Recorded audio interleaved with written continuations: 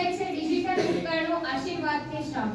Sir फिरोजनी की तमन्ना अब तमन्ना ही रह जाती है, 3 तलाक लिखकर यहाँ तलाक की रस्म भी ऑनलाइन हो जाती है।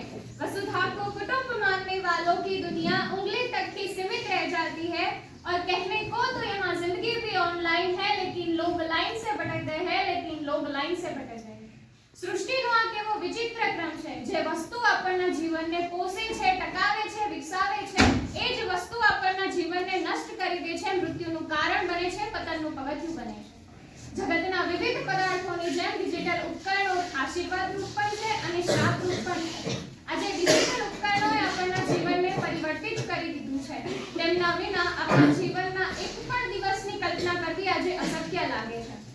ડિજિટલ ઉપકરણોના ઉપયોગને કારણે ઉદ્યોગ ક્ષેત્રમાં આજે મોટી ક્રાંતિ જોવા મળી રહી છે। ઉત્પાદકતામાં અને કાર્યક્ષમતામાં વધારો જોવા મળી રહ્યો છે। ડિજિટલ ઉપકરણો એ માનવ ભૂલને ઘટાડે છે, ગ્રાહક સેવા ક્ષેત્રમાં વધારો કરે છે।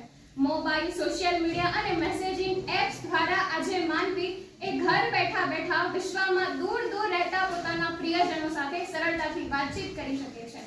દૂરથી પણ તે લોકોનો સહયોગ મેળવી શકે છે। ડિજિટલ સંચાર માધ્યમ દ્વારા આજે માણસ એ ઘર બેઠા બેઠા આંગળીના ટેરવે વિશ્વની માહિતી મેળવતો થઈ ગયો છે। તે ઘર બેઠા બેઠા આંતરિક ક્ષેત્રની માહિતી પણ મેળવે છે। ડિજિટલ ઉપકરણોએ શિક્ષણ ક્ષેત્રમાં પણ નોંધપાત્ર પરિવર્તન લાવી દીધું છે। ઓનલાઈન શિક્ષણે આજે અવરોધોને દૂર કરીને નવું જ્ઞાન શીખવા માટેની અને નવા કૌશલ્યો શીખવા માટેની તકો ઊભી કરી છે। તો તબીબી ક્ષેત્રમાં પણ તેનો બહોળા પ્રમાણમાં ઉપયોગ જોવા મળી રહ્યો છે, જેના કારણે આજે નિદાન, સારવાર, સારી સાર સંભાળની ગુણવત્તામાં વધારો થયો છે। આજે લોકોની સુખાકારીમાં વધારો થયો છે। સરેરાશ આયુષ્ય દર કે જે પહેલા નીચો હતો, અત્યારે તેમાં વધારો થઈ રહ્યો છે। આજે રાષ્ટ્રના સૈન્યમાં પણ ડિજિટલ ઉપકરણોનો ઉપયોગ જોવા મળી રહ્યો છે। આજે આપણું સૈન્ય એ જળ, સ્થળ અને હવાઈ માર્ગે લડી શકે તેટલું સક્ષમ છે। રોજિંદા જીવનમાં પણ ડિજિટલ ઉપકરણોનો ઉપયોગ થઈ રહ્યો છે। ઘરગથ્થુ કાર્ય માટે સ્માર્ટ હોમ ડિવાઇસથી લઈને શોપિંગ, બેન્કિંગ વગેરેમાં મદદ કરતી એપો દ્વારા રોજિંદા જીવનના ઘણા પાસાને સરળ બનાવવામાં આવ્યા છે। આમ ડિજિટલ ઉપકરણોનો ઉપયોગ એ જીવનમાં દરેક ક્ષેત્રમાં થઈ રહ્યો છે। આજે માનવીનું જીવન એ વધારે સગવડભર્યું અને આનંદભર્યું બની ગયું છે। આમ છતાં તેના કેટલાક નેગેટિવ પોઈન્ટ્સ પણ છે, જેમ કે ડિજિટલ ઉપકરણો પરની વધારે નિર્ભરતાને કારણે મૂળભૂત કૌશલ્યોમાં ઘટાડો થઈ રહ્યો છે, જેમ કે કેલ્ક્યુલેટર પરની ઉપયોગિતાને કારણે આજે મૂળભૂત અંકગણિતમાં ઘટાડો જોવા મળી રહ્યો છે।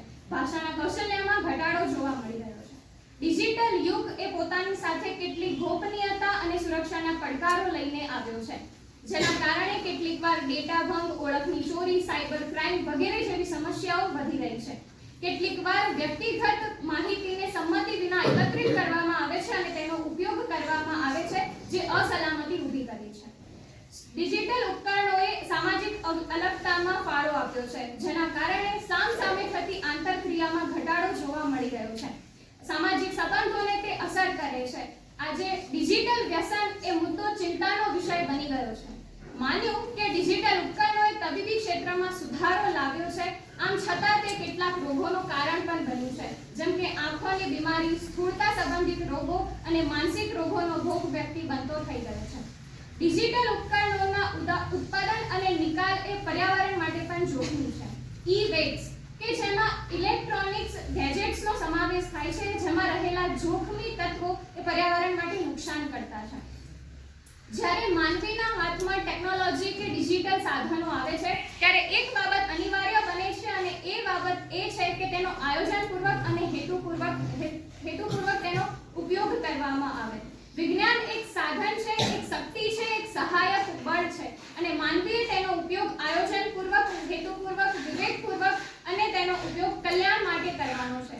જ્યારે આ સાધનો, આ ટેકનોલોજી એ સત્તા ભૂખ્યા, સ્વાર્થી અને મૂર્ખ માણસોના હાથમાં આવે છે, ત્યારે તે વિનાશ તરફ દોરી જાય છે। ડિજિટલ ઉપકરણો એ આશીર્વાદ રૂપ છે કે શ્રાપ રૂપ, તેનો આધાર વ્યક્તિ તેનો ઉપયોગ કેવી રીતે કરે છે તેના પર રહેલો છે। જો વ્યક્તિ તેનો સકારાત્મક ઉપયોગ કરશે, આયોજનપૂર્વક તેનો ઉપયોગ કરશે, તો તે ચોક્કસ આશીર્વાદ રૂપ નીવડશે, અન્યથા તે શ્રાપ રૂપ નીવડશે। અંતે હું મારું વક્તવ્ય એક પંક્તિ દ્વારા પૂર્ણ કરવા માંગુ છું। ઉसूलों पर जहाँ आँच आए वहाँ टकराना जरूरी है, अगर जिंदा हो तो जिंदा नजर आना जरूरी है, अगर जिंदा हो तो जिंदा नजर आना जरूरी है। उन नई उम्रों के खुद मुख्तारियों को खुद मुख्तारियों को कौन समझाए, कहाँ से बचकर चलना है, कहाँ चलना जरूरी है,